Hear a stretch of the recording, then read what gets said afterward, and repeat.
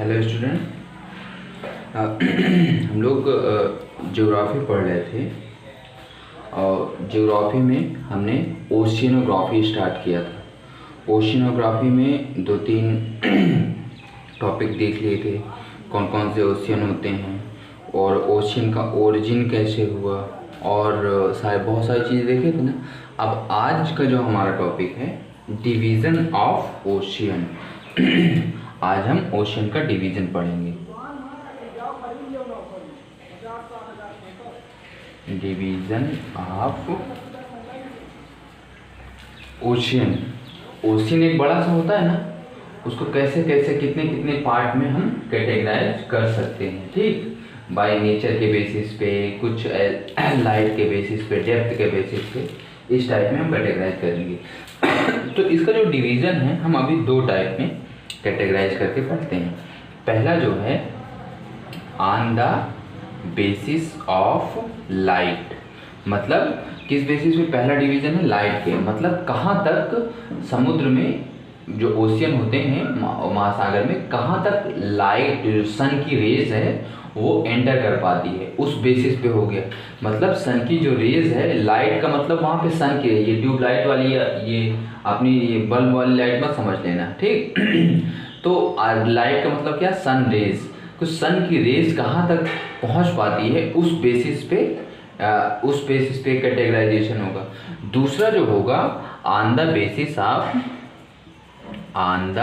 Basis of depth, मतलब समुद्र की जो डेप्थ है वो उस बेसिस पे कौन कौन से इसके पार्ट हो सकते हैं, किस पार्ट पे पानी का नेचर जाके बदल जाता है, ये सारी चीज़ें हम इसमें देखेंगे। अगर हम लाइट के बेसिस पे बात करें तो ये 3 टाइप की होती है। पहला होता है फोटिक जोन, मतलब ऐसा जोन फोटिक जोन। और दूसरा होता है, इसको हिंदी में बोलते हैं प्रकाशिक, इसको हिंदी में बोलते हैं प्रकाशिक क्षेत्र, ठीक। और दूसरा जो होता है वो होता है डायसोफोटिक, दूसरा होता है डायसोफोटिक जोन, इसको बोलते हैं अर्धप्रकाशिक क्षेत्र। और जो एक तीसरा होता है, तीसरे को बोलते हैं अफोटिक जोन, मतलब अप्रकाशिक क्षेत्र। तीसरा होता है अप्रकाशिक क्षेत्र। देखो अब इसमें समझना, प्रकाशिक क्षेत्र का मतलब ऐसा कि समुद्र का वो जोन, वो पार्ट जहाँ पे लाइट पहुँचती है, जहाँ पे बहुत ठीक ठाक अमाउंट में लाइट पहुँच जाती है, ठीक, उसको बोलते हैं फोटिक जोन या प्रकाशिक क्षेत्र। डायसफोटिक जोन क्या है, समुद्र का ऐसा पार्ट जहाँ पे लाइट जो है ना कम अमाउंट में पहुँचती है, लाइट का जो अमाउंट होता है कम अमाउंट में होता है, ठीक। लाइट का अमाउंट कम होता है, मतलब लाइट का मतलब सन रेज। और एफोटिक की बात करें तो जहाँ पे सन की जो रेज है वो पहुँचती ही नहीं है, जहाँ पे सन रेज पहुँच ही नहीं पाती, एकदम अंधेरा का अंधेरा रहता है, तो उसको बोलते हैं अफोटिक जोन, समझे ना। जहाँ पे सन की रेज ठीक ठाक मतलब बहुत अच्छे अमाउंट में पहुँचती हैं उसको फोटिक, जहाँ पे नहीं पहुँचती उसको जहाँ पे कम अमाउंट में पहुँचती हैं वहाँ उसको डायसोफोटिक, और जहाँ पे एकदम नहीं पहुँचती उसको बोलते हैं अफोटिक जोन, ठीक। ये तो हो गया लाइट के बेसिस पे। अगर हम इसको डेप्थ के बेसिस पे बात करें तो डेप्थ के बेसिस में भी इसको 3 पार्ट में कैटेगराइज किया जाता है। पहला जो होता है लिटोरल होता है, लिटोरल इसको हिंदी में बोलते हैं तटीय। तटीय, अब देखो ये नाम से ही तुमको क्लियर लग रहा होगा, तटीय, तट मतलब बीच, तट को बीच बोलते हैं ना, तो मतलब समुद्र के जो सबसे किनारे वाला पार्ट होता है ना, कि सबसे किनारे वाला पार्ट होता है उसी को लिटोरल बोलेंगे। अभी कहाँ पे होता है मैं इस डायग्राम से पूरा एक डिटेल में समझाऊंगा, अभी इसके पार्ट को समझो। एक लिटोरल, और जो दूसरा होता है एक वो होता है नैरेटिक, इसको हिंदी में भी नैरेटिक ही बोलते हैं, इसको हिंदी में भी नैरेटिक ही बोलते हैं, ठीक। ये क्या होता है, ये लिटोरल के आगे का पार्ट होता है, लिटोरल के आगे का पार्ट ये नैरेटिक बोला जाता है।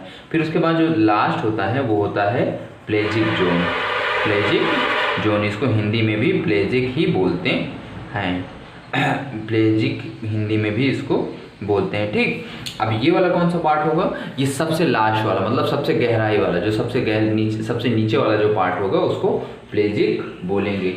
अब ये जो प्लेजिक जोन होता है इसको फिर से 3 पार्ट में कैटेगराइज कर दिया जाता है। एक होता है एपीप्लेजिक, एक होता है एपीप्लेजिक, और दूसरा जो होता है मीजोप्लेजिक होता है, दूसरा मीजोप्लेजिक होता है, और तीसरा जो होता है एबाइसोप्लेजिक होता है, तीसरा जो होता है एबाइसोप्लेजिक होता है। अब हम इस डायग्राम की हेल्प से एक एक करके सारी चीज़ें डिटेल में डिस्कस करेंगे। ये इसका पार्ट हो गया, फोटिक, डायस्पोटिक, अफोटिक, लिटोरल, नेरेटिक, प्लेजिक, और प्लेजिक के फिर एपीप्लेजिक, मीजोप्लेजिक और ये एबाइसोप्लेजिक।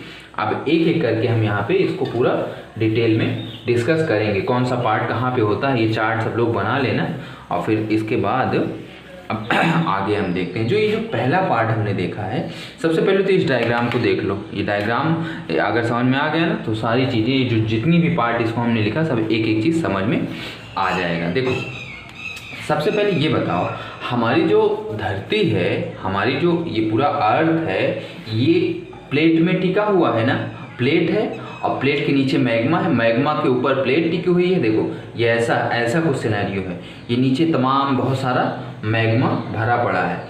अब इसी मैग्मा के ऊपर हमारी ये प्लेटें हैं, हमारी ये ऐसे प्लेटें होती हैं। अब इसी प्लेट के ऊपर हमारी पूरी की पूरी जो पृथ्वी है, ये पृथ्वी रखी हुई है। ठीक, अब देखो ये जो भूकंप आता है ना, ये वो सारी चीज़ें आगे बढ़ेंगे, अभी रहने दो। तो इसी प्लेट के मूवमेंट के कारण भूकंप सभी आता है, अर्थक्वेक। तो इसमें देखो ये हमारी पूरी की पूरी अर्थ है, इन प्लेट के ऊपर टिकी हुई है ना, इन प्लेट के ऊपर टिकी हुई है। अब मैं पिछले लेक्चर में बताया था ना, प्लेट 2 टाइप की होती हैं, एक होती थी कॉन्टिनेंटल प्लेट और एक होती थी ओशियनिक प्लेट। एक कॉन्टिनेंटल प्लेट और एक ओशियनिक प्लेट, 2 होती है ना। कॉन्टिनेंटल प्लेट कौन सी होती है, ऐसा पार्ट जहाँ पे लैंड एरिया है, जहाँ पे क्या है, जहाँ पे लैंड एरिया है, मतलब जहाँ पे पॉपुलेशन रहती है।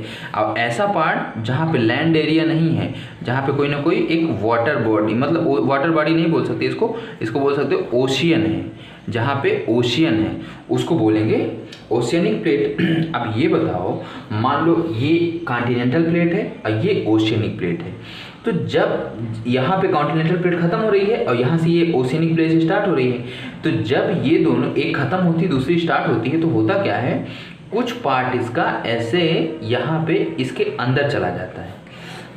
ओशियनिक प्लेट के कुछ पार्ट अंदर होता है, दोनों जहाँ पे ज्वाइन होती है, जहाँ पे दोनों ज्वाइंट रहता है, कुछ पार्ट वो कॉन्टिनेंटल प्लेट का होगा। मान लो जैसे ये वाली है, ये ज़्यादा फोर्स लगाएगी, अगर ये ज़्यादा फोर्स लगाएगी तो ऑब्वियस सी बात है ना, इधर चलती जाएगी, इधर चलती जाएगी। या तो ये भी तो हो सकता है ना कि मान लो ये जो ओशियनिक प्लेट है, ये ऐसा भी तो सिनेरियो हो सकता है ना। देखो क्या होता है कि ये जो ओशियनिक प्लेट होती है, ये जो होती है ना, इसकी डेंसिटी थोड़ा सा ज़्यादा होती है, तो ये भारी होती है, तो भारी होगी तो ऑब्वियस सी बात है वो थोड़ा सा नीचे रहेगी। और कॉन्टिनेंटल प्लेट की जो डेंसिटी होती है वो कम होती है तो थोड़ा सा वो ऊपर रहेगी। इसीलिए ये वाली जो प्लेट है ना, इसके कुछ ऐसे ऊपर आके ऊपर थोड़ा सा आ जाती है। तो ये वाला पार्ट जहाँ पे ओशियनिक प्लेट और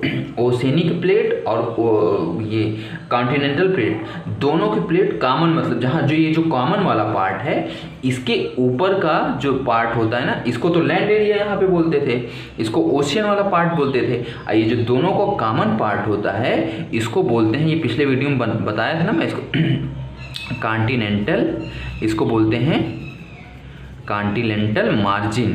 समझे ना, इसको क्या बोलते हैं, कॉन्टिनेंटल मार्जिन। इसको क्या कैसे डिफाइन करते हो, जहाँ पे कॉन्टिनेंटल प्लेट खत्म होती है और ओशियनिक प्लेट स्टार्ट होती है, उसके बीच का जो कॉमन पार्ट होता है उसी को बोलते हैं कॉन्टिनेंटल मार्जिन। उसी को क्या बोलते हैं, कॉन्टिनेंटल मार्जिन। ये सबको समझ में आया होगा ना।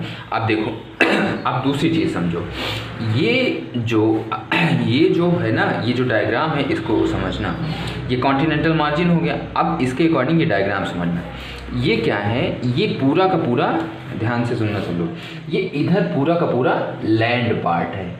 समझने के लिए मैं समझा, ये पूरा का पूरा लैंड पार्ट है, यहाँ पे पूरा का पूरा पॉपुलेशन रह रही है। अब इस लैंड पार्ट है, तो इसका मतलब कौन सी यहाँ पे प्लेट होगी, कॉन्टिनेंटल प्लेट होगी। तो इस कॉन्टिनेंटल प्लेट का कुछ पार्ट ये समुद्र के, मतलब ये जो सागर महासागर हैं इनके अंदर है, कुछ पार्ट इसके अंदर है। अब ये वाला जो है, ये वाला जो पार्ट है, ये जो है ये हमारा पूरा ओशियन है। देखो यहाँ से समुद्र का पूरा ये पानी देखो यहाँ से भरा, तुमको दिख रहा है ना।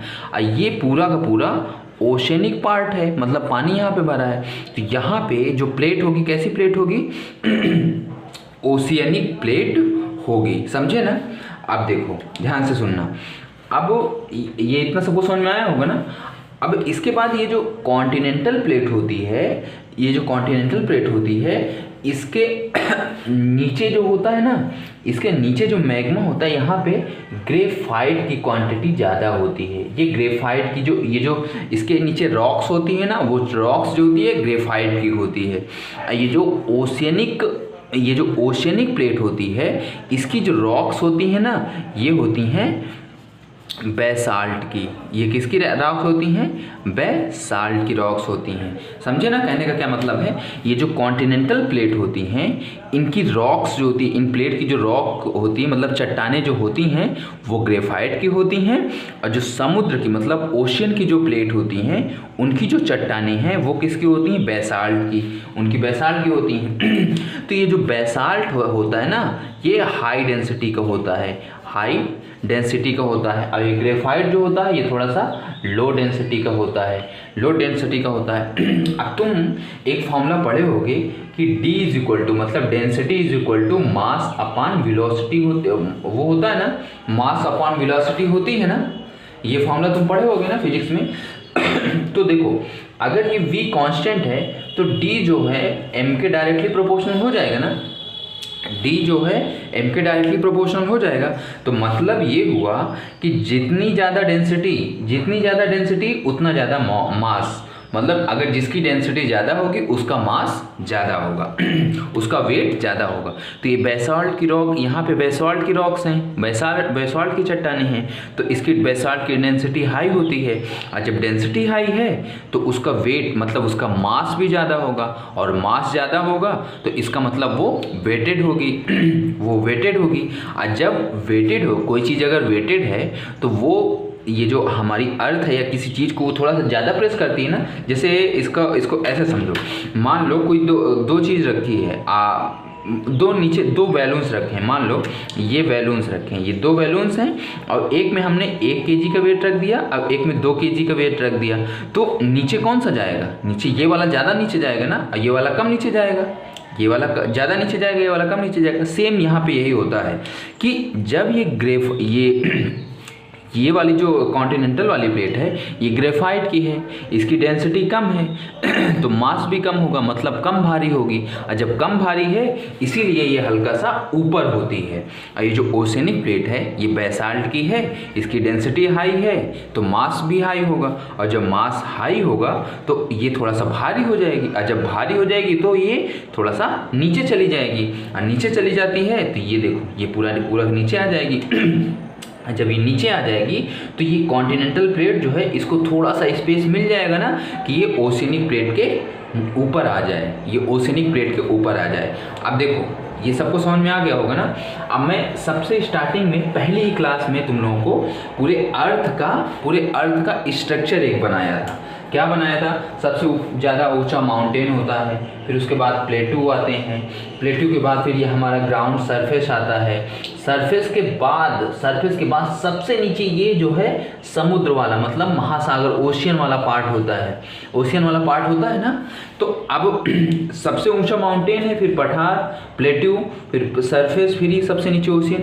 अब सबसे नीचे ओशियन क्यों यहाँ पे रखा गया था इस डायग्राम में, यहाँ से सबको क्लियर हुआ होगा क्यों रखा गया था, क्योंकि इसकी जो ओशियनिक प्लेट की प्लेट हैं वो उनकी जो चट्टानें हैं वो बेसाल्ट की हैं, बेसाल्ट की डेंसिटी हाई होती है इसलिए मास हाई होगा, और जब मास हाई होगा मतलब वो भारी होगी, और कोई भी चीज़ भारी हो तो ग्रेविटेशन के कारण थोड़ा सा नीचे आ जाती है ना, नीचे चली जाती है ना, इसीलिए ये वाला ओशियन वाला जो पार्ट है वो नीचे आ गया है, समझे ना।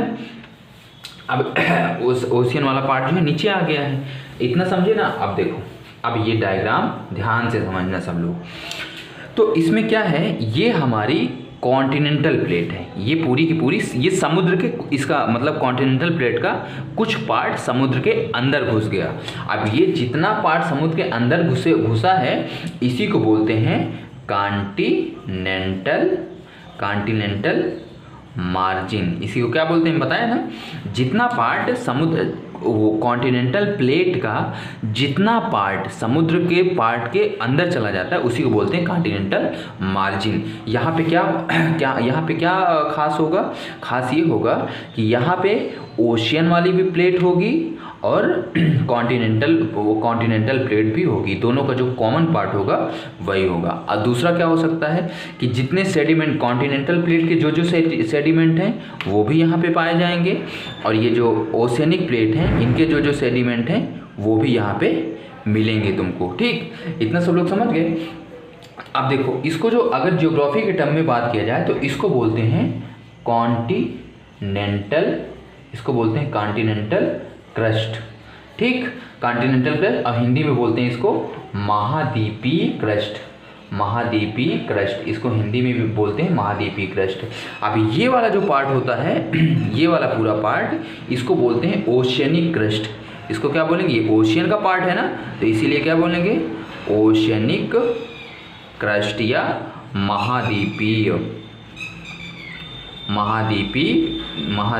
क्रस्ट। ठीक है ना, तो ये हमारा पार्ट हो गया, क्या किसको क्या बोलते हैं।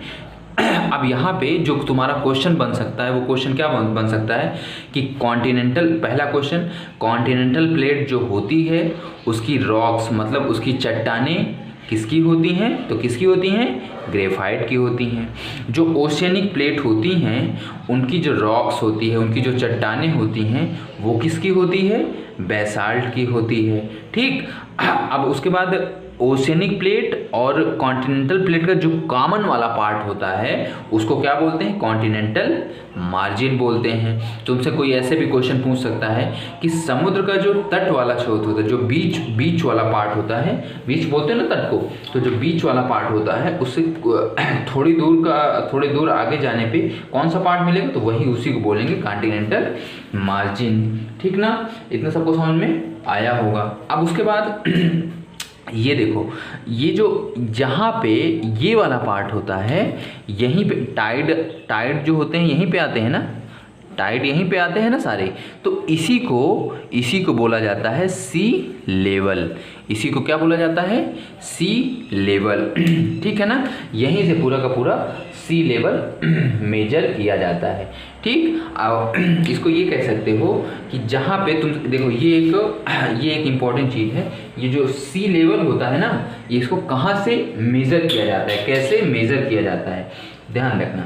जहाँ पे हाई टाइड आता है प्लस लो टाइड जो होता है उनका मीन निकाल लो, और जो पार्ट मीन वाले में आएगा जितना मीन आएगा उसी को सी लेवल बोला जाएगा।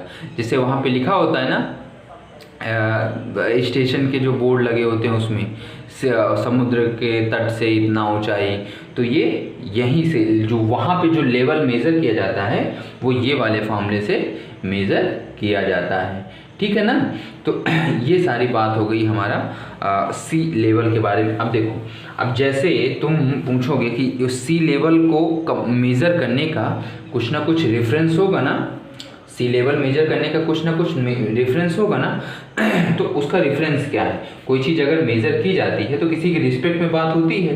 तो अगर इंडिया की हम बात करें, तो इंडिया का जो सी लेवल है वो हम चेन्नई का जो सी लेवल है वहाँ से मेजर करते हैं। कहाँ से मेजर करते हैं, ये चीज़ ध्यान रखना, ये इंपॉर्टेंट क्वेश्चन बनता है। इंडिया को जो सी लेवल होता है वो चेन्नई का जो बीच है ना, वहाँ से मेजर किया जाता है। अगर यही बात करें पूरे वर्ल्ड का, अगर सी लेवल मेजर करना है तो पूरे वर्ल्ड का जो है पूरे वर्ल्ड का एक लंदन में एक जगह है ग्रीनविच, लंदन में एक जगह है ग्रीनविच, वहाँ से पूरे उसका वर्ल्ड का सी लेवल डिसाइड किया जाता है कि कहाँ का कितना होगा। ठीक है ना। तो ये सारी चीज़ें हमारे इसके बारे में हो गई। अब हम एक एक करके वो सारे जो उसके डिवीज़न पढ़े हैं उसके डिवीज़न के बारे में सब समझेंगे। आई होप ये सारी चीज़ें सबको समझ में आई होगी। अब डिवीज़न जो था उसमें जो सबसे पहला वाला था, पहला क्या था, on the basis of light वाले में पहला क्या था, फोटिक था ना, पहला था फोटिक। तो फोटिक का मतलब प्रकाशी था, तो मतलब ऐसा पार्ट जहाँ पे लाइट पहुँच जाती है आसानी से, जहाँ से लाइट पहुँच जाती है। तो लाइट जो है, लाइट मतलब सनरेज पहुँच जाती है, तो सनरेज कहाँ तक पहुँचेगी, सी लेवल से, जहाँ मतलब समुद्र का किनारा होगा वहाँ से 200 मीटर अंदर तक की जितनी भी डिस्टेंस होती है उसी को बोला जाता है फोटिक जोन। उसी को क्या बोला जाएगा, फोटिक जोन। समझ गए ना। तो फोटिक जोन का मतलब क्या हुआ, जहाँ तक सन की लाइट इजीली पहुँच जाए उसको बोलते हैं फोटिक जोन। ये कितना हो सकता है, समुद्र का जो किनारा होता है, समुद्र का जो सी लेवल होता है उससे 200 मीटर नीचे तक। ठीक। अब देखो, अब दूसरा पॉइंट यहाँ पे हम क्या डिस्कस किए कि सन लाइट इंसिडेंट इजली, मतलब जहाँ पे आसानी से जो सन की लाइट है वो पहुँच सकें। अब देखो, अब हम लोग जो खाना, ये जो पेड़ पौधे होते हैं ये सब खाना कैसे बनाते हैं, इसके लिए फोटोसिंथेसिस की प्रोसेस होती है ना। अब ये जो फोटोसिंथेसिस की प्रोसेस होती है इसके लिए सन की लाइट होना बहुत ज़रूरी है ना, सन की जो लाइट है वो होना बहुत ज़रूरी है ना। तो समुद्र के अंदर जो पेड़ पौधे होंगे, अब तुम सोच के बताओ वो ज़्यादातर कहाँ पे होंगे और क्यों होंगे, ज़्यादातर यही इसी पार्ट में होंगे। 90% ओशनिक, मतलब 90% जो समुद्र के जीव जंतु होते हैं, 90% जो ओशियन के जीव जंतु होते हैं वो सारे यहीं पे वो मिलते हैं, एनिमल्स ऑफ ओशियन। इसमें सारे पेड़ पौधे जितने मतलब लिविंग एलिमेंट होते हैं, एनिमल हटा दो, एनिमल हटा के यहाँ पे 90%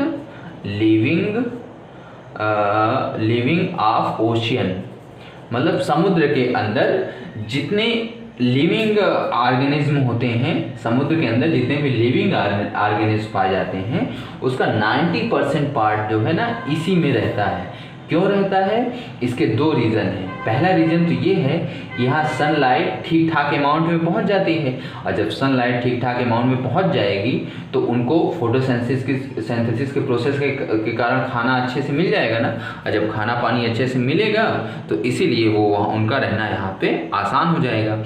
ये वाला जो पार्ट होगा ना, ये समझो अगर मान लो ये सी लेवल है तो इससे इतनी डेप्थ तक 200 मीटर तक की डेप्थ तक, ठीक ना, 200 मीटर ये सी लेवल है, यहाँ से 200 मीटर इतनी डेप्थ तक सारे के सारे 90% वो रहेंगे, और इसी को बोला जाता है फोटिक। इस डायग्राम से समझना, ये सी लेवल है, इससे 200 मीटर तक की डिस्टेंस तक बोला जाएगा फोटिक। अब इसके बाद इसका जो दूसरा एक रीज़न ये होगा कि क्यों यहाँ पे 90% ज़्यादा ऑर्गेनिज्म पाए जाते हैं। देखो ये इधर पूरे को पूरे कॉन्टिनेंटल प्लेट है, अब यहाँ पे जो होगा यहाँ पे कॉन्टिनेंट के सेडिमेंट पाए जाएंगे ना, कॉन्टिनेंट के सेडिमेंट पाए जाएंगे, ऑक्सीजन खूब ढेर सारी होगी।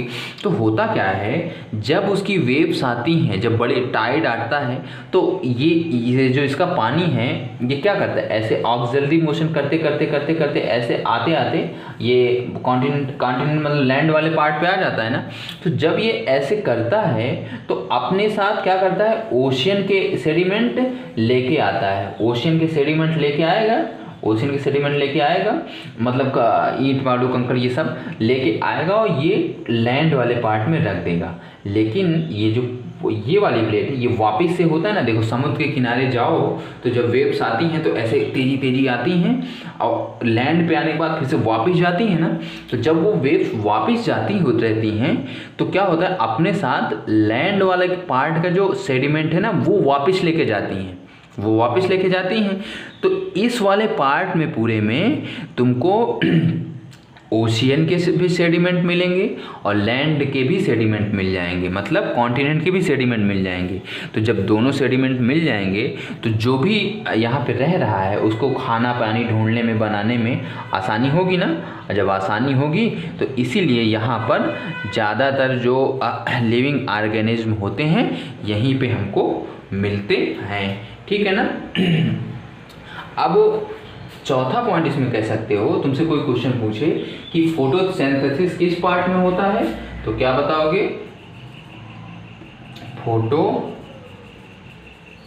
फोटोसिंथेसिस प्रोसेस हैपन हियर, मतलब यहाँ पे फोटोसिंथेसिस की जो प्रोसेस है वो आसानी से परफॉर्म होती है, ठीक है ना।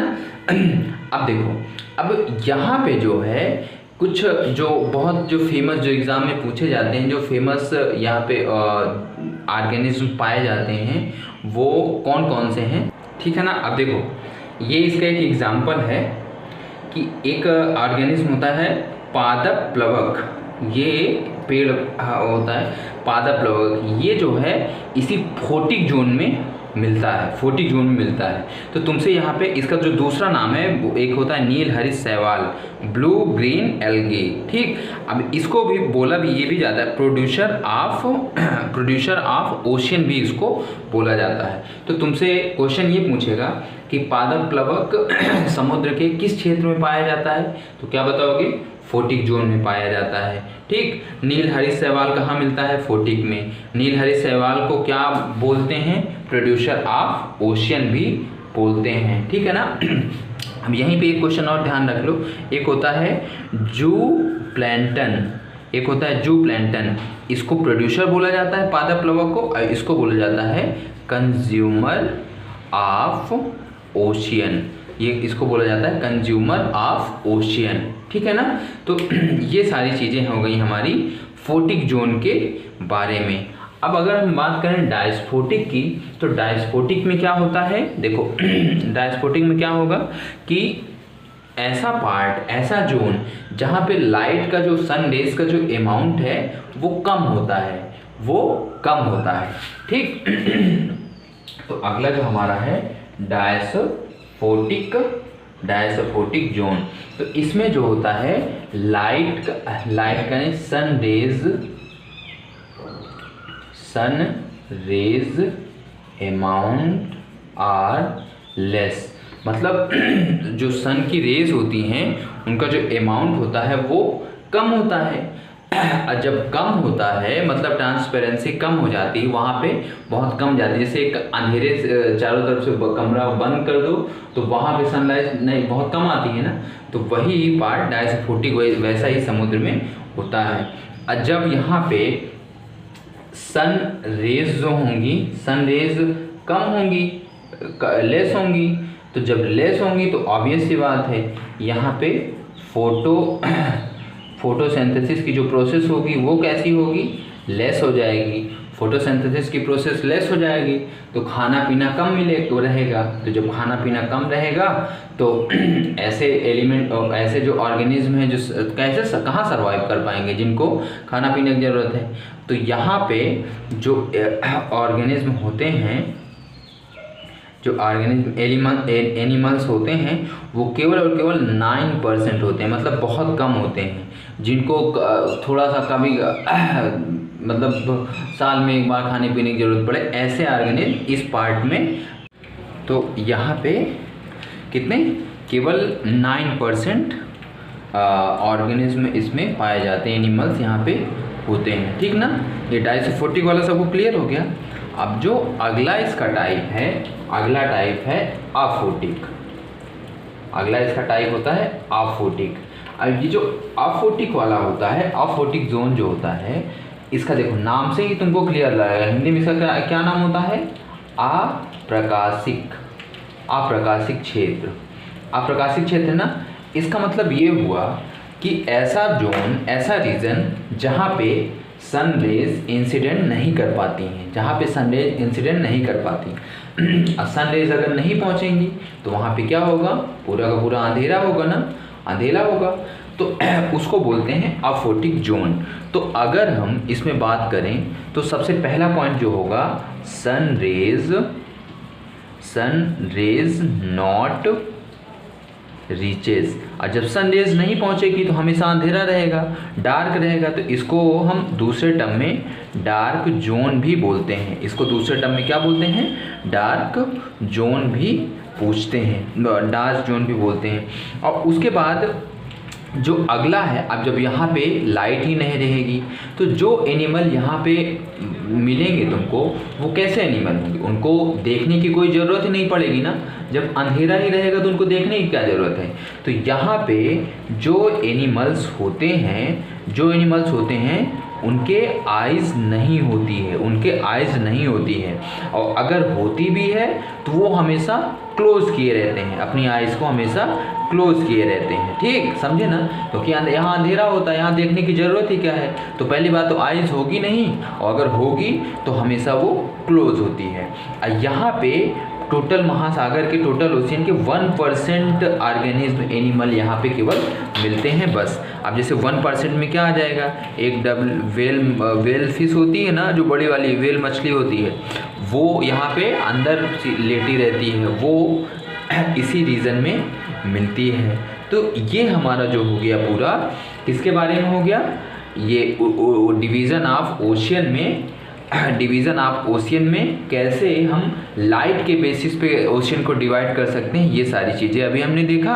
अब हम नेक्स्ट टॉपिक हमारा जो होगा वो ये होगा कि division of ocean on the basis of depth, मतलब समुद्र की जो गहराई होती है उसके बेसिस में कितने पार्ट में इसको कैटेगराइज किया जाता है, ठीक। तो मिलते हैं नेक्स्ट वीडियो में, थैंक यू।